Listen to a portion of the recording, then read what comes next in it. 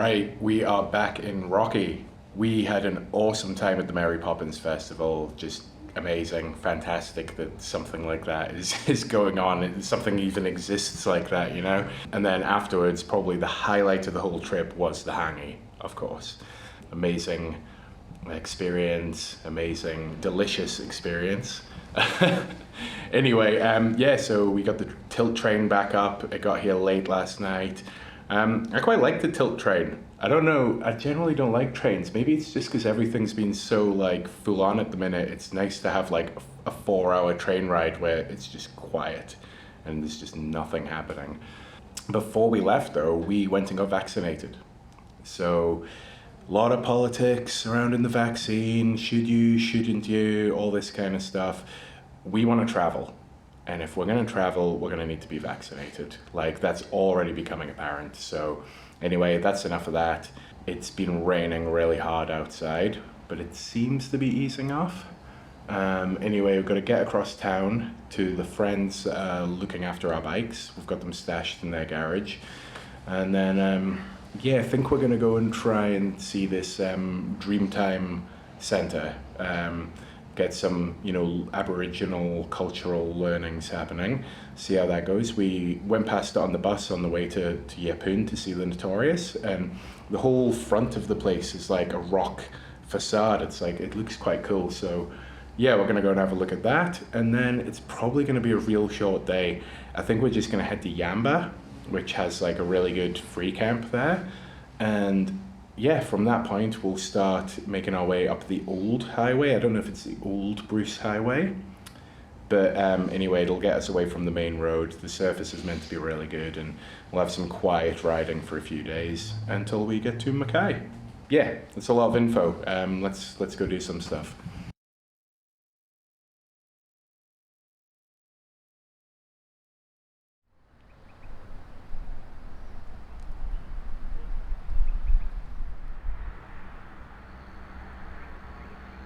The Dreamtime Cultural Centre, named for the Aboriginal belief in the dreaming, a mythical time before humans when gods roamed the earth, is a celebration of the traditional custodians of central Queensland's sandstone belt.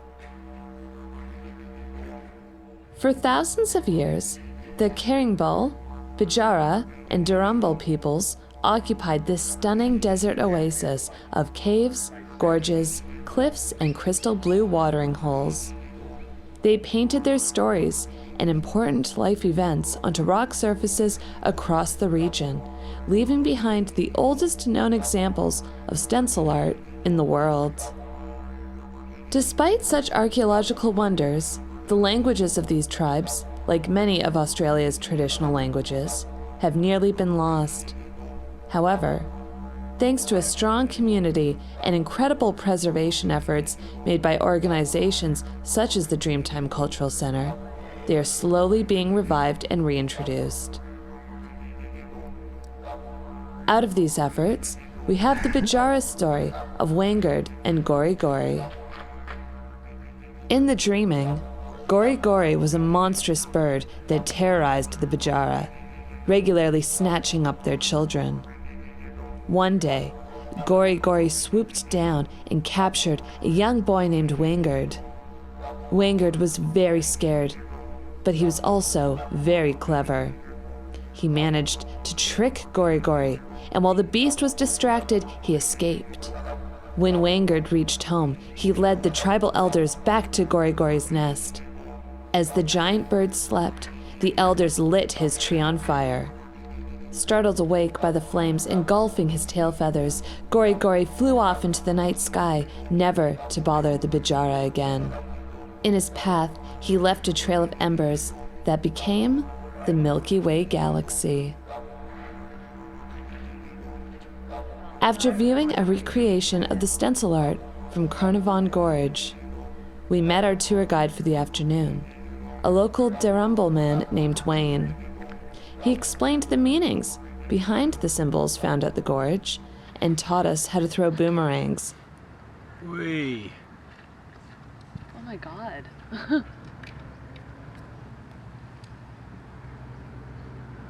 He makes it look really easy. What? How?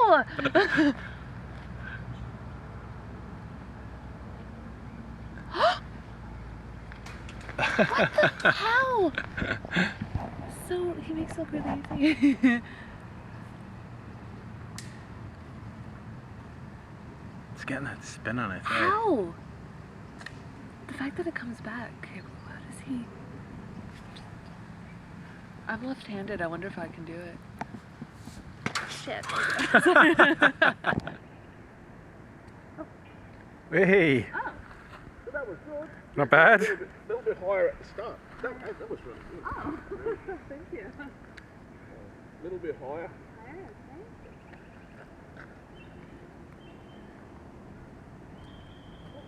Whee. I thought that was going to come back and clock me. Whoa. One more. Closer to that tree.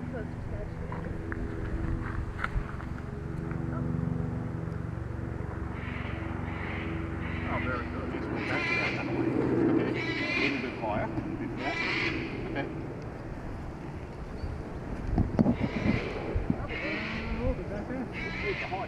Yeah, okay. Even if you go above that. Okay.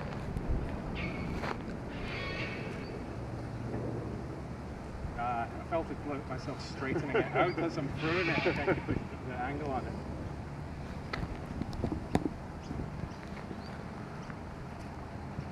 There you go, that's the one. Where'd it go? He ended our tour with an incredible performance on the didgeridoo, I'm kind of surprised. an instrument that he has been Oh, thanks, playing Boo. since he was 6 years old.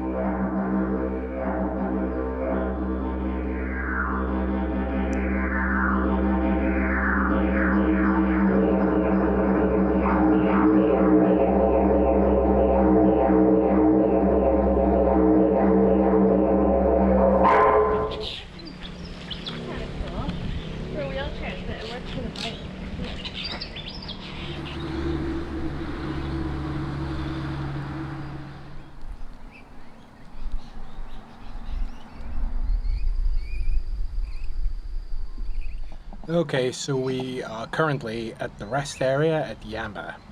Now, this is meant to be like a free camp, but apparently there's no tents allowed. I reckon we'd be alright anyway. Maybe we just don't set up until it's after dark anyway. There's not much here, but it'll do for the night. Haven't really done a whole lot of stuff today post the Cultural Centre, which was amazing, by the way. How insane was that guy's didgeridoo playing? That was sick. He was so good. After that, we spent like the last couple of hours just doing 15k of roadworks in super awful, dangerous conditions. That was terrible. And we've hit Yamba at about the 30k mark, and we figured we're probably just gonna call it that. Like this Bruce Highway is not nice to be back on, and yeah, I think we're both feeling a bit travel fatigued at this point. We've had like 10 days off to do this festival in Marlborough, and yeah, when you have a long time off, it can be quite hard to get going again. Yeah, anyway, yeah, I'm rambling, but yeah, I think we're just gonna have a short day today because it's been kind of stressful. So hopefully tomorrow we won't have too much to do before we can get off of the Bruce Highway and onto the old Bruce Highway, which is known as the horror stretch, aka the murder highway.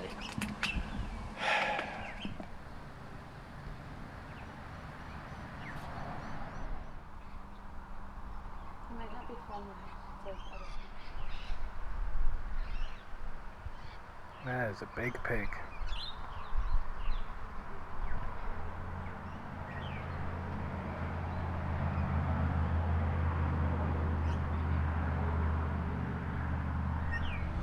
So, anyway, this place is like a free camp on Wikicamps, but no tents allowed.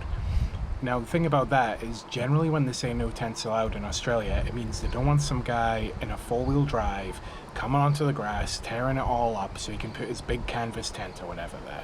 So usually like an ultralight kind of hiking tent like this, like ours, sorry, is fine.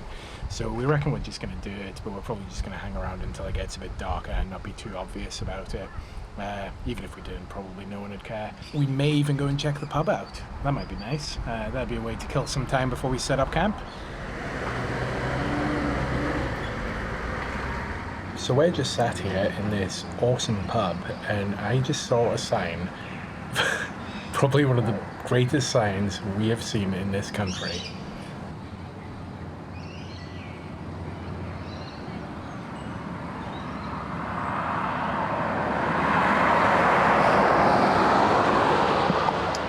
Now that is the sport that I could get into.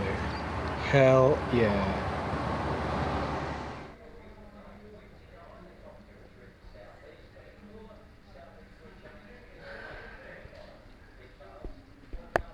This is super cheap.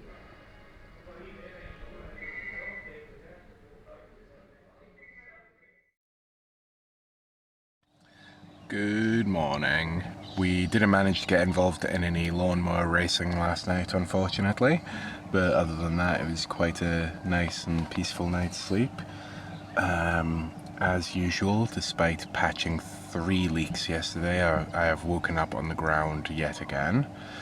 But no matter, today we're going to cycle to Marlborough. There's a free camp at the, well, it's not free camp, sorry. There's a camp at the back of the pub there that's only $5 a head.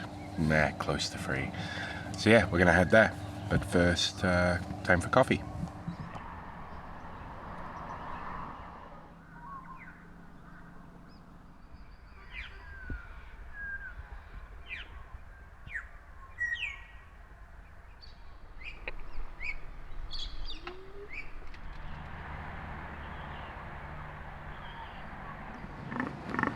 Oh. Good morning, big pig.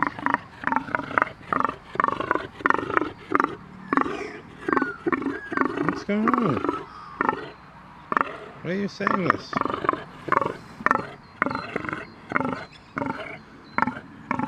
Very loud. That is an apostle bird, which is Bonnie and I's favourite Australian bird. We used to call them the Harbingers because it looks like an eldritch nightmare from a Lovecraftian novel. So finding out it's actually called the Apostle is actually quite fitting.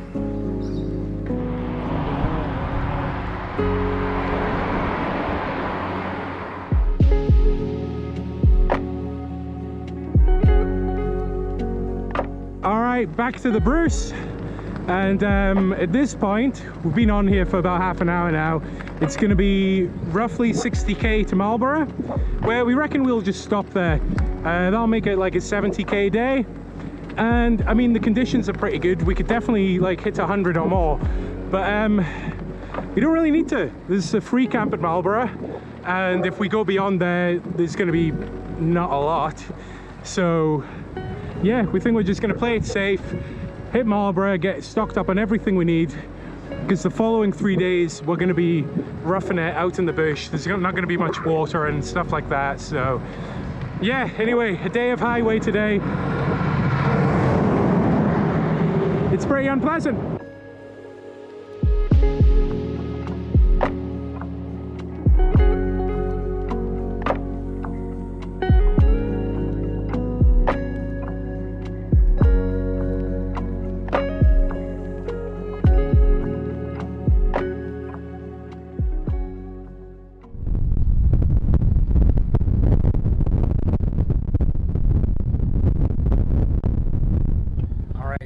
Stopped at this little garage and rest stop outside of Marlborough for a bit of a break.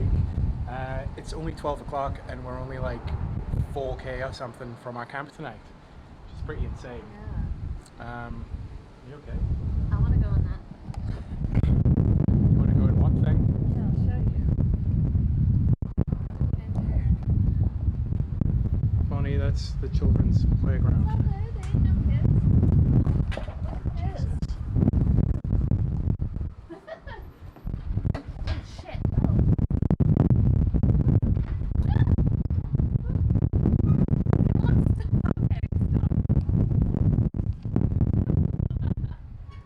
Okay.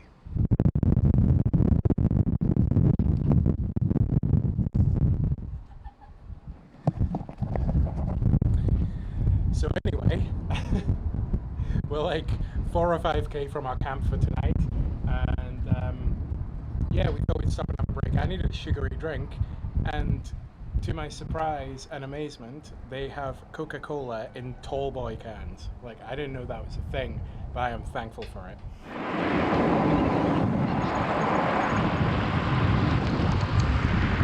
Marlborough, 1k.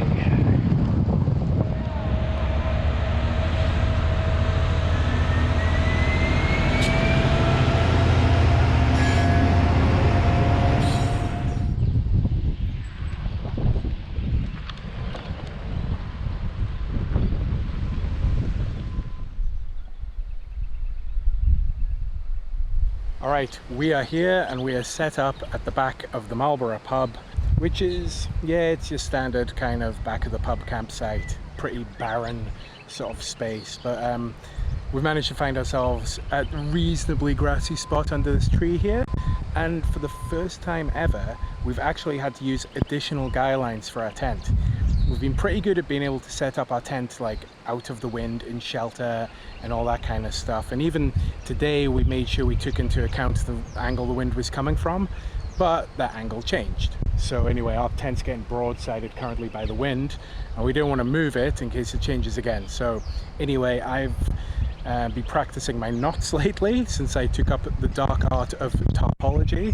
So yeah, I think I've done an alright job. It's looking pretty stable and hopefully it doesn't collapse on us in the night. Alright, so I'm just sat in the tent for a little bit while Bonnie's gone off to the shower, and I'm fixing the puncture in my mat that appeared this morning. It's gotten to the point that this thing has so many holes in it, I'm actually using my puncture kit from the bike. Like, this is ridiculous. Don't know if I mentioned, but I did speak to Sea to Summit. Something on my lens.